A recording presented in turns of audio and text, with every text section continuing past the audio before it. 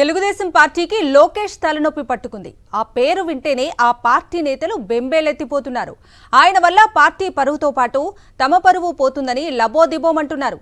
తమ నియోజకవర్గాలకు ఆయన రాకుండా చూడాలని ముఖ్య నేతలకు బహిరంగంగానే వేడుకుంటున్నారు. లోకేష్ ప్రసంగాలు, వ్యవహార శైలి వల్ల ఉన్న ఓట్లు కూడా పోయే పరిస్థితి ఉందని వారు మొత్తుకుంటున్నారు. లోకేష్ మాట్లాడేటప్పుడు అన్ని తప్పులు మాట్లాడటం, తెలుగు పదాలు సరిగా ఉచ్చరించలేకపోవటం వల్ల సోషల్ మీడియాలో లోకేష్ తొలి నుంచి విపరీతంగా ట్రోల్ అవుతున్న విషయం తెలిసిందే.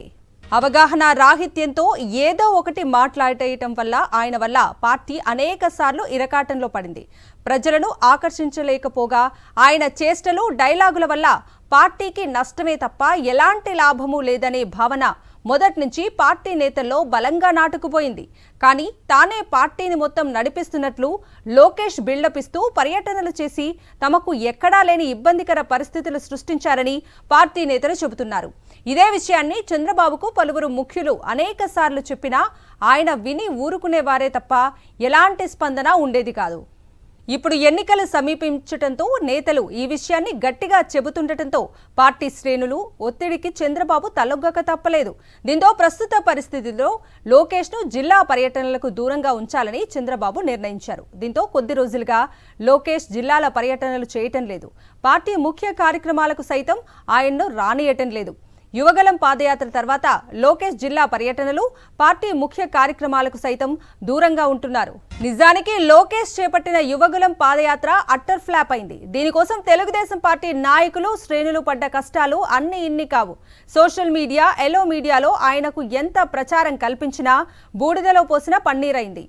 ఆయన సభలకు జనాన్ని సమీకరించలేక నేతలు చేతులెత్తేశారు. డబ్బులిచ్చినా, ప్రలోభాలకు గురి చేసినా లోకేష్ సభలంటే జనం వచ్చే పరిస్థితి లేదని పార్టీ నేతలు తరచూ వాపోయేవారు. ఈ సమయంలో స్కిల్ డెవలప్మెంట్ స్కామ్లో చంద్రబాబు అరెస్ట్ అవడంతో లోకేష్ తన పాదయాత్రను అర్ధాంతరంగా నిలిపేశారు. తనను కూడా అరెస్ట్ చేస్తారనే భయంతో ఢిల్లీ వెళ్లి అక్కడే మకాం వేశారు. ఆ సమయంలో పాదయాత్ర కొనసాగించాలని పార్టీ నేతలు ఎంత ఒత్తిడి చేసినా అరెస్ట్ భయంతో ఆయన జనాల్లోకి రాలేదు. గత్యంతరం లేని పరిస్థితుల్లో ఆయన తల్లి భువనేశ్వరితో తూతూ మంత్రంగా నిజం గెలవాలి పేరుతో ఒక కార్యక్రమం మొదలుపెట్టినా దానికి ఆదరణ లభించలేదు.